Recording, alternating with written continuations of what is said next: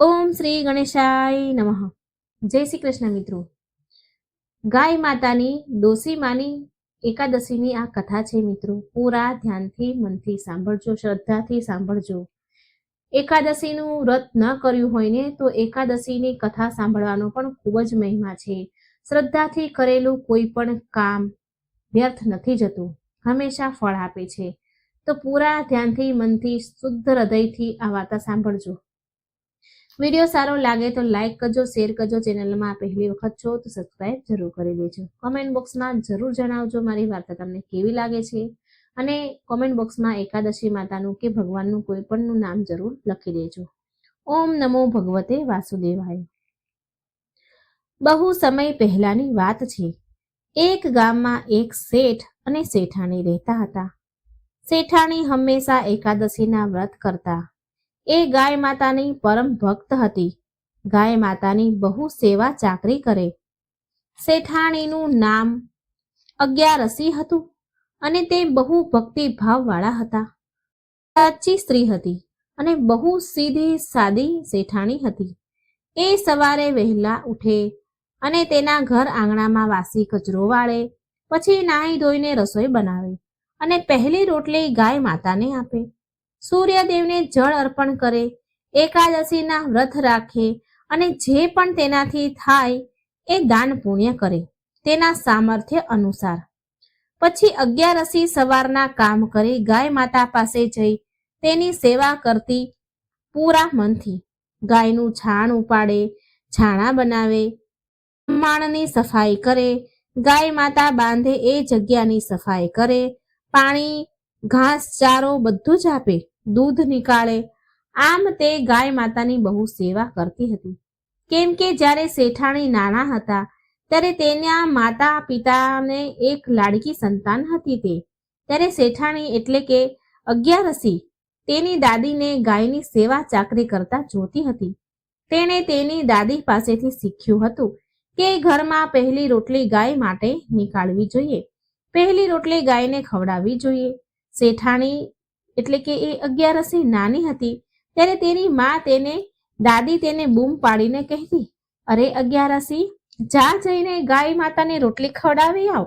એટલે અગિયારસી દોડતી દોડતી આવે અને તેની માં અને દાદી પાસેથી રોટલી અને પાણીનો લોટો લે અને ગાય માતાને રોટલી આપી આવે. ગાયની ખૂંટ પર પાણી રેડે. આમ આવા સંસ્કાર બાળપણથી જ તેની માં અને દાદી પાસેથી એ શીખી હતી. તેની માતા અને દાદી એકાદશીના વ્રત પણ રાખતા અને ગાય માતાની સાચા મનથી સેવા પણ કરે. અગિયારસી શેઠાણીના પરિવારમાં કોઈ વસ્તુની કમી ન હતી. ધીરે ધીરે આવા સંસ્કાર મેળવતા મોટી થવા લાગી.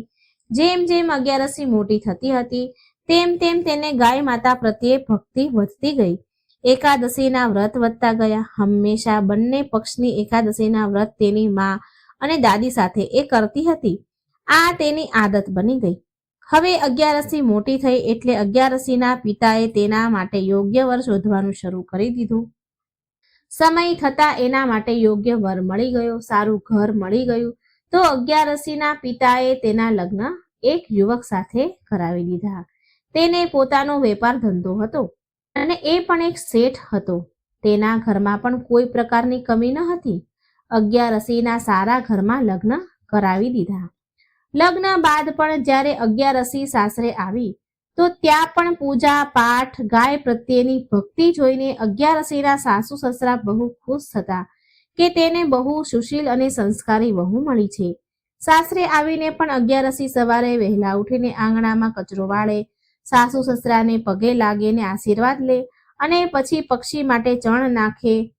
ઘરે કોઈ ભિક્ષુક આવે તો અગિયારસી તેને બહુ મનથી સેવા કરે, જે પણ બને એ આપે, જે પણ માંગે ભિક્ષામાં એને આપે. અગિયારસી અહીં પણ ગાય માતાની ખૂબ સેવા ચાકરી કરતી. અગિયારસી એકાદશીના વ્રત રાખે, પૂરા નીતિ નિયમથી પૂજા પાઠ કરે. આવી સંસ્કારી વહુ જોઈને તેના સાસુ સસરા બહુ ખુશ થતા. ધીરે ધીરે સમય વીતતો જતો હતો.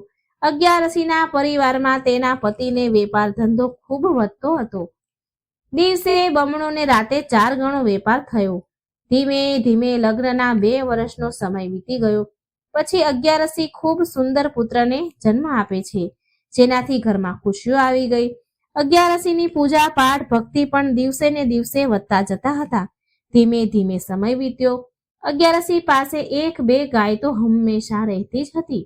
એ તેના ઘરેથી ગાયને ક્યારેય વિદાય કરતી ન હતી. એટલે ગાય હંમેશા તેના ઘર આંગણામાં રાખતી, તેની સેવા કરતી અને સમય વિતાવતી. સમય જતા અગિયારસીના સાસુ સસરા સ્વર્ગવાસી થયા. હવે ધીરે ધીરે અગિયારસીનો છોકરો મોટો થવા લાગ્યો. ભણાવી ગણાવીને અગિયારસીના પતિએ તેને પણ સારો વેપારી બનાવી દીધો.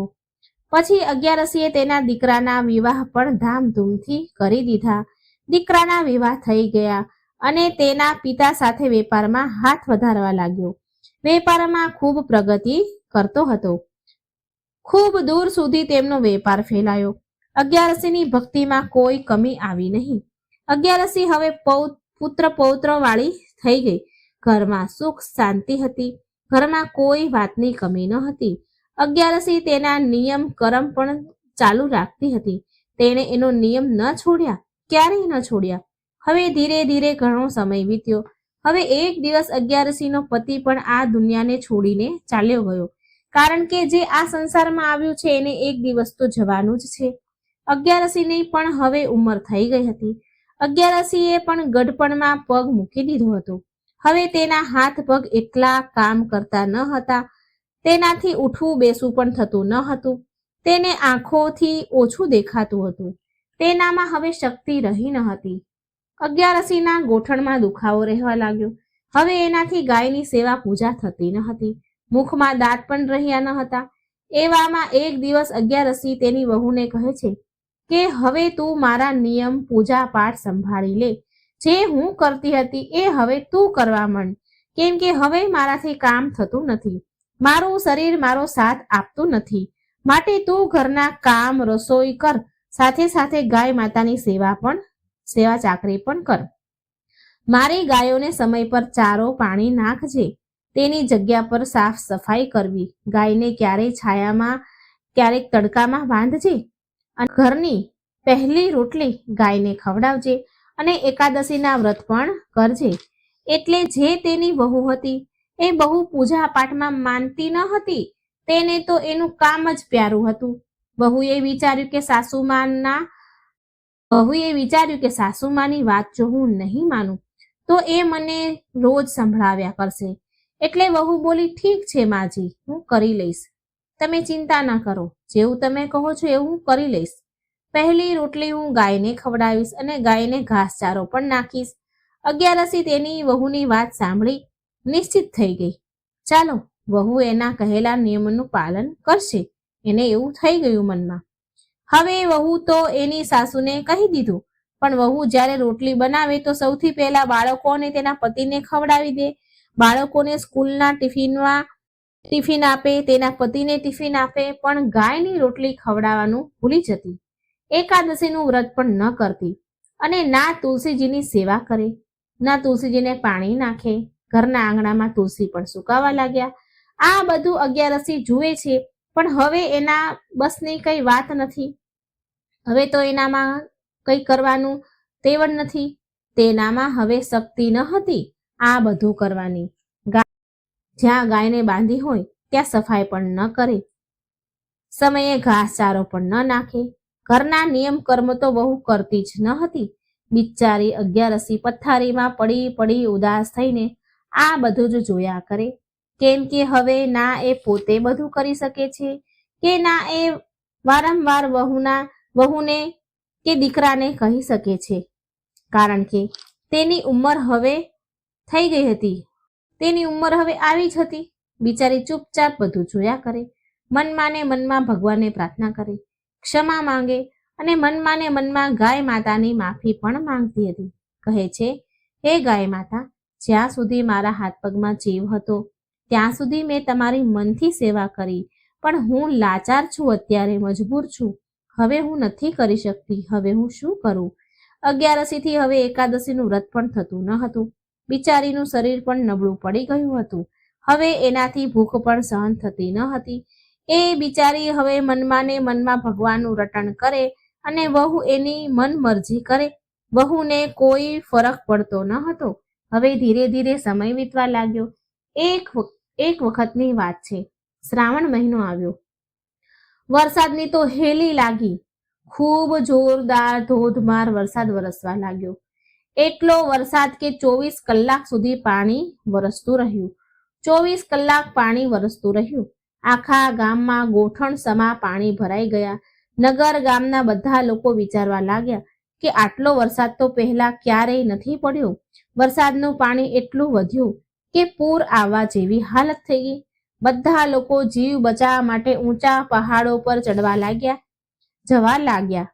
એટલે એ નગરના રાજાએ ઘોષણા કરાવી દીધી કે બધા જ પ્રજાવાસીઓ પોતપોતાના જાનવરોને, પોતાના કિંમતી સામાનને લઈને, તમારા બાળ બચ્ચાની સાથે લઈને ઊંચા પહાડ પર પહોંચી જાઓ, કેમ કે પૂર આવ્યું છે અને વરસાદ ઊભું રહેવાનું નામ નથી લેતું. પાણી એટલું ભરાઈ ગયું કે લોકો પાણીમાં ડૂબીને મરી પણ શકે. કાચા ઘર હતા. એ સમયે ભાગ્ય કોઈને જ ઈંટોના ઘર હતા. કોઈના ઘર પડવા લાગ્યા, કોઈના જાનવર તણાવા લાગ્યા, દબાઈ જવા લાગ્યા. રાજાએ ઘોષણા કરાવ્યા બાદ લોકો તેના બાળ બચ્ચા અને કિંમતી સામાન જાનવરોને લઈને ઊંચા પહાડ પર ચડવા લાગ્યા. ત્યારે અગિયારસીના દીકરા અને વહુએ પણ તેને ગાયની દોરી છોડી દીધી અને કિંમતી સામાન અને બાળકોને લઈને તેની માને કહેવા લાગ્યા, માં, આખું ગામ પહાડ પર ચડે છે, જઈ રહ્યું છે. વરસાદ હજી પણ ચાલુ છે. રાજાએ ઘોષણા કરાવી છે કે આપણે બધા ગામવાસીઓને પહાડ પર પહોંચી જવું જોઈએ. ચાલો માં, આપણે પણ પહાડ પર જઈએ, આપણો જીવ બચાવીએ. જો અહીં રહીશું તો આપણે જીવતા નહીં રહીએ. જલ્દી ચાલ માં. પછી અગિયારસીએ પૂછ્યું કે મારી ગાય માતા ક્યાં છે? એટલે વહુ બોલી કે માં, મેં તો ગાય માતાની દોરી છોડી દીધી છે. હવે તમે જલ્દી કરો. એટલે અગિયારસી બોલી તેના દીકરાને કહે છે કે સાંભળ બેટા, તું તારા બાળક અને તારી પત્નીને લઈને જા અને તારો જીવ બચાવ. મારી ઉંમર હવે પૂરી થવાની છે.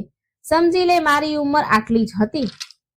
જો હું બચી ગઈ તો પણ ઠીક છે અને મરી ગઈ તો પણ ઠીક છે. તમે સમજી લેજો કે મારો અંત સમય આવી ગયો હતો. હવે એ દિવસે એકાદશીનો દિવસ હતો. અગિયારસીએ તો એના દીકરા સાથે જવાની ના કહી દીધી. દીકરાએ તો ઘણું સમજાવ્યું કે માં ચાલ, અહીં તું નહીં બચે. બધા લોકો તેના જીવ બચાવવા ઉપાય શોધે છે. પણ અગિયારસી તો માની નહીં. તે બોલી, ના, હું નહીં આવું, તમે બધા જાઓ. અગિયારસી માની નહીં. એટલે વહુ બોલી, ચાલો હવે, જો માજીને નથી આવું તો છોડો, કમસે કમ આપણે અને આપણા છોકરાઓનો તો જીવ બચાવીએ. હવે દીકરો વહુ તેના ઘરનો કિંમતી સામાન લઈને પહાડ પર ચાલ્યા ગયા. ડોસીમાં તો ઘરે જ રહી ગયા.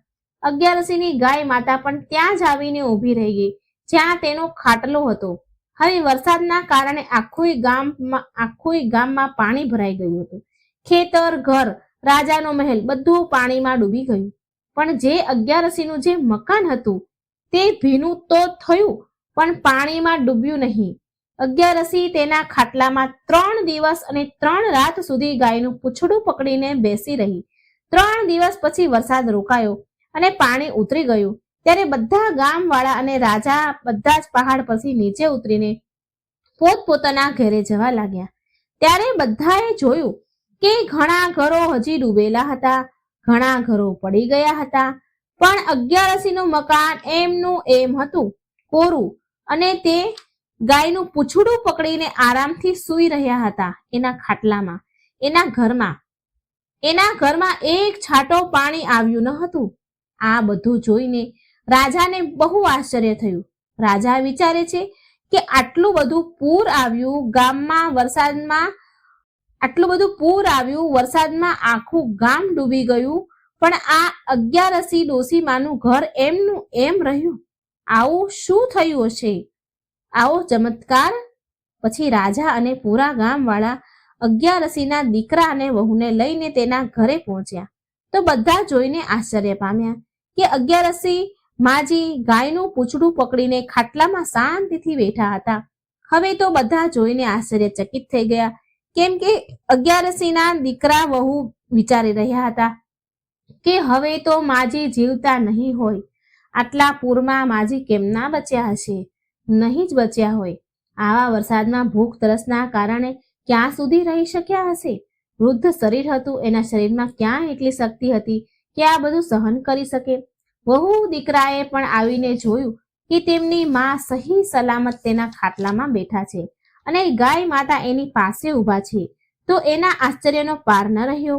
રાજાએ હાથ જોડીને માજીને પૂછ્યું, અરે માજી, આવા વરસાદમાં આખું ગામ ત્યાં સુધી કે મારો મહેલ પણ ડૂબી ગયો, પણ માં તમારું મકાન ન ડૂબ્યું? હે ડોસીમાં, તમારું આ બધું કેવી રીતે બચી ગયું? અગિયારસી માજી બોલ્યા, હે મહારાજ, મને અને મારા ઘરને તો મારા ગૌ માતાએ બચાવ્યું છે. મેં મારી પૂરી ઉંમર એકાદશીના વ્રત કર્યા છે અને ગૌ માતાની સેવા કરી છે. હું આખું જીવન પહેલી રોટલી ગાય માતાને ખવડાવતી હતી. જ્યારથી બાળપણમાં મને સમજ આવી ત્યારથી કે અત્યાર સુધી મારી પહેલી રોટલી મેં ગાયને ખવડાવી છે અને એકાદશીના વ્રત કર્યા છે. હવે મારા હાથ પગમાં શક્તિ નથી રહી અને મારાથી થતું નથી. બસ આનું ફળ મને મારી ગાય માતા અને એકાદશી માતાએ આપ્યું છે. આ ગાય માતાની મેં બાળપણથી સેવા કરી છે. આ સાંભળીને વહુ અને દીકરાએ શરમથી માથું ઝુકાવી દીધું, કેમ કે તેની વહુ ગાય માતાની સેવા કરતી ન હતી. આપણા ધર્મ ગ્રંથોમાં પણ લખ્યું છે કે કોઈ વ્રત કરો કે ન કરો ચાલશે, પણ એકાદશીનું વ્રત તો કરવું જ જોઈએ. અને આપણા હિન્દુ ધર્મમાં ગાયને માતા માનવામાં આવે છે, જેમાં 33 કોટી દેવી દેવતા નિવાસ કરે છે. માટે ગૌ માતાની સેવા એક પરમ ધર્મ બતાવવામાં આવ્યો છે. હવે તો વહુને પણ બહુ શરમ આવી. એ એની સાસુના ચરણોમાં પડીને માફી માંગે છે. કહે છે કે માજી, મને માફ કરી દો. આજથી જેવું તમે કહેશો એવું જ હું કરીશ. હું આજથી એકાદશીનું વ્રત પણ કરીશ, ગાય માતાની સેવા પણ કરીશ અને જે પણ તમે નિયમ ધર્મ પાળતા હતા એ બધા જ કામ ધર્મ નિયમ હું કરીશ. ઘરમાં પૂજા પાઠ કરીશ. રાજાએ ડોસીમાને કહ્યું કે હે માજી, તમે ઘણા ધર્મ પુણ્ય કર્યા છે, જેથી તમને જીવતા જ એનું ફળ મળી ગયું. ડોસીમાએ રાજાને કહ્યું કે મહારાજ, બધા દાન ધર્મનું ફળ તો મૃત્યુ બાદ જ મળે છે, પણ ગાય માતાની સેવાનું ફળ મૃત્યુ બાદ તો મળે જ છે, પણ જીવતા પણ મળે છે. જે લોકો ગાય માતાની સેવા કરે છે એના ઘરમાં ક્યારેય અન્ન ધનની કમી નથી રહેતી. આ સાંભળી રાજાની સાથે જે ગામના લોકો ઊભા હતા તેને પણ આશ્ચર્ય થયું. એ દિવસે એ રાજાએ તેની પૂરી નગરીમાં ઘોષણા કરાવી કે બધાએ ગાયની સેવા કરવી અને એકાદશીના વ્રત પણ કરવા. બધા જ ઘરોમાં પહેલી રોટલી ગાયને ખવડાવી, ગાયની સેવા કરવી, કેમ કે ગાયની સેવાનું ફળ જીવતા અને મૃત્યુ બાદ પણ મળે છે. પછી તો આખું ગામ અને રાજા રાણી એકાદશીનું વ્રત કરવા લાગ્યા.